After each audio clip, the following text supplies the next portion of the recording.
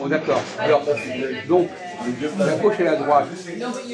Est-ce que la Constitution pourrait dire, par exemple, il y a tant d'années pour la gauche, tant d'années pour la droite? Automatiquement. C'est-à-dire qu'on ne demandait pas aux gens de voter pour la gauche ou la droite, on leur dirait, voilà, là c'est le temps, il y a un temps pour la droite, un temps pour la gauche. Je suis d'accord que ça serait pas mal. C'est moi ce que je propose. Comme ça, il n'y aurait pas tous ces débats inutiles et toutes ces pertes de temps. On pourrait voir vraiment si les solutions elles sont effectives ou pas. Et à un moment donné, on dit c'est le moment, c'est le temps pour une politique de gauche, c'est le temps pour une politique de droite, ça ne se vote pas. Ah, ok, je pense à... Ouais, parce que si ça se vote, c'est la loterie. Oui, c'est ça. Ouais, c'est la loterie, et en fait, c'est simple. Chaque 6 mois... Et d'ailleurs, en plus, on va s'amuser, quelqu'un qui a terminé son mandat, il va s'ingénier à avoir le deuxième mandat. Ce qui n'est pas sérieux. Parce que justement, quand on a terminé un truc, il faut laisser la place à l'autre. Et savoir si le programme est efficace aussi. Comment? L'analyse politique qu'on peut porter sur une politique de gauche où on pense à comment elle fonctionne, et la politique de droite, c'est pareil.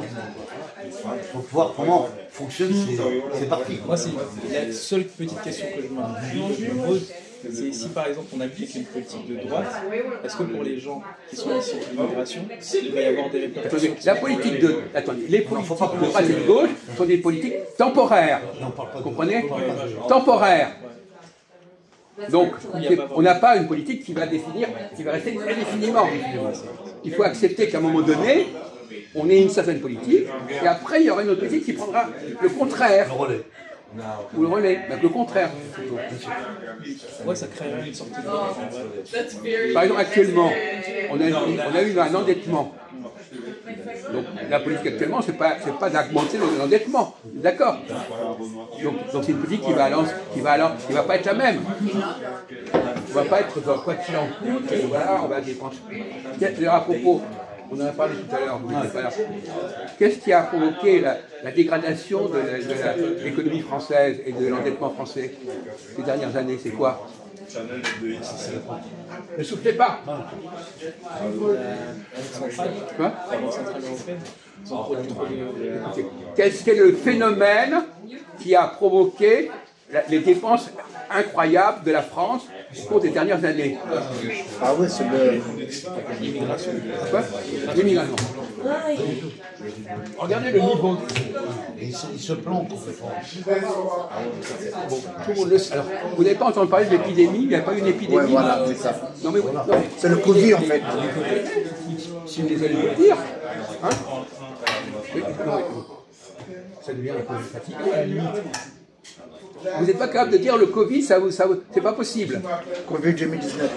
Il a dit, quoi qu'il en coûte, on a dépensé des milliards pour régler certaines...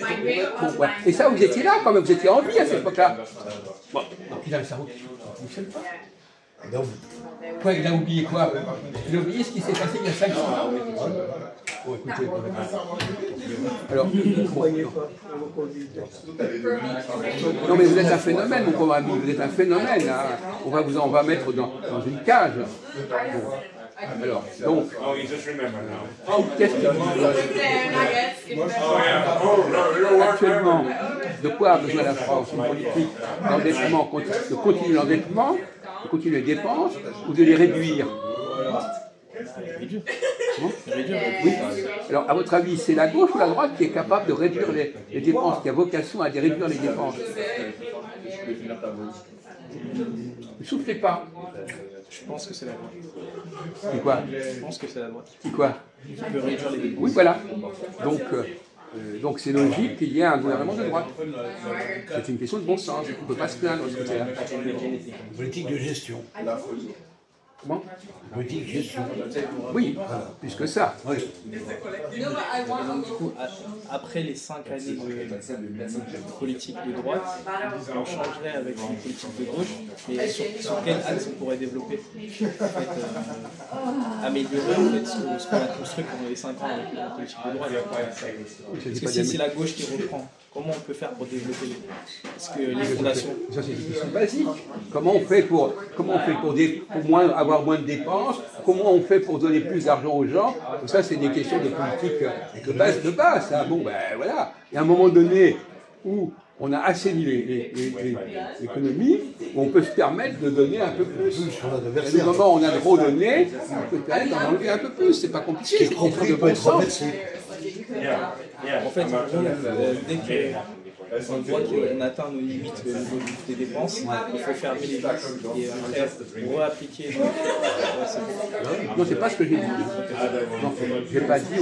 Non, on peut s'arrêter là. Il y a d'autres facteurs, d'autres paramètres qui sont considérés. Je vous ai posé la question, mais c'est un peu compliqué d'en parler.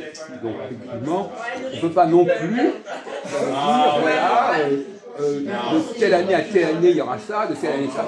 Sur quelle base, on a une question d'ailleurs qu'on a vue l'autre jour. Sur quelle base on va dire que ça commence à telle année? Il ne faut pas contrôler aussi les événements qui vont arriver, les crises des épidémies. On ne peut pas avoir la main sur ça. Donc, Mais si, parce que je vous signale que l'épidémie en question aurait pu être gérée autrement. Oui. Non, mais c'est pour dire, c'est parce que l'épidémie en elle-même, elle ne veut rien dire. C'est comment on l'a gérée. Donc, si on l'avait gérée de façon autre, il y aurait eu d'autres résultats. Donc c'est pas que le phénomène lui-même qui peut, le phénomène il peut très bien être géré différemment. Il n'y a pas un événement, aucun événement n'a une seule solution. Même la guerre avec Hitler, elle aurait pu être gérée autrement. Elle aurait pu être négociée autrement. Il n'y a pas un phénomène comme ça qui est là et puis on ne peut rien faire. Même la guerre d'Algérie aurait pu être gérée autrement. Alors, en tout cas, merci beaucoup. Ça m'a instruit. Voilà. C'est vrai que j'ai été un peu infirmiste en école de droit, mais j'avais mes raisons de mon côté. Ah ben ça j'imagine. Mais ça se sent, vous les séquelles, là, oui. Bon écoutez, vous n'êtes pas obligé de rester plus longtemps avec nous, hein. On ne peut pas vous faire, vous pouvez rester. Ah non, je devais y aller, mais c'était très intéressant de vous écouter. Oui voilà, mais de toute façon quand vous avez commencé à parler, je vous dis, il y a quoi creuser, et on n'a pas été déçus, si on peut dire. On n'a pas été déçus parce que vraiment, vous avez accumuler le nombre de contre-vérités à un rythme absolument extraordinaire. Bah, après, c'est aussi une résultante de la gestion des médias, de ce qu'on regarde tous les jours. Nos cerveaux, ils pensent différemment. En fait, on mange vite l'information. Mais le problème, c'est qu'il ne faut pas être imbibé d'informations. Ouais, c'est ça le problème. C'est que les jeunes, ils s'imbibent trop des médias manipulés par les journalistes. Et donc, ce n'est pas les vraies données. Ce n'est pas les mêmes versions. Il faut épurer ça. Il faut comprendre que la télé que tu vois, c'est que les journalistes qu'on doit parler. Entendre les classes politiques parler. Ça, c'est dans les guêpes. Bon, Ahmed, on vous écoute. Faites vos observations sur la Constitution, sur le droit constitutionnel, sur l'alternance, sur la gauche et la droite. Quelque chose d'être là, c'est pour bien vous examiner. Il y en a qui viennent et qui nous emmerdent par leurs propos, et d'autres n'arrivent pas à dire bravo de suite. C'est le problème. Moi, j'appelle ça. Sur le plan psychologique, ça devient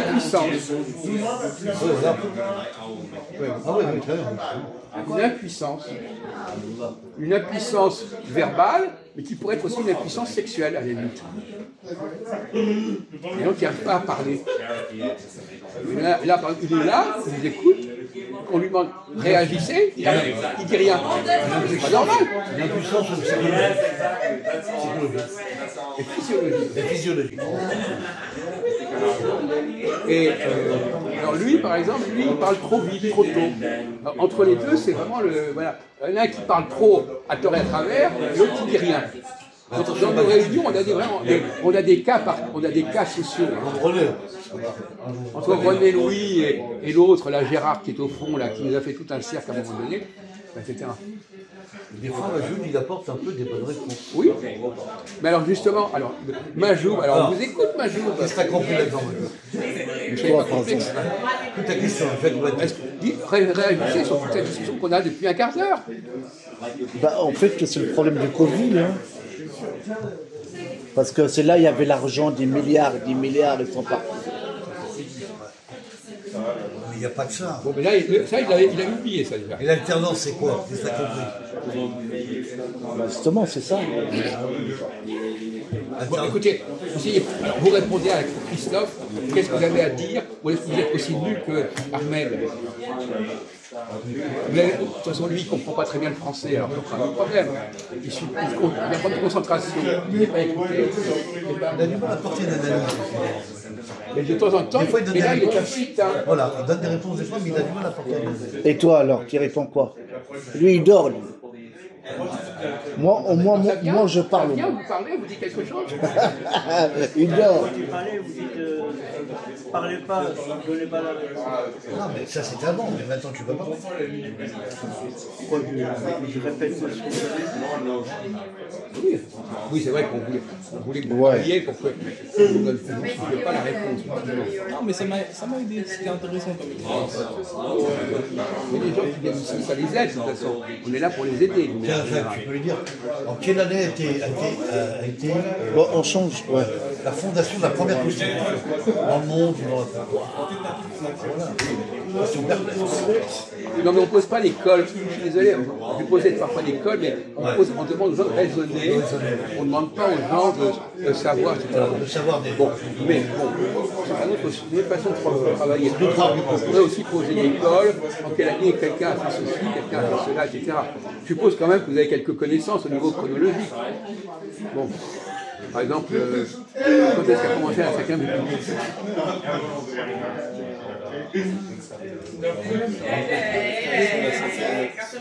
Oui. La Constitution de la 5e République, c'est en quelle année? De toute façon, même si vous répondez, ça ne sera pas génial pour autant. Hein. Ah.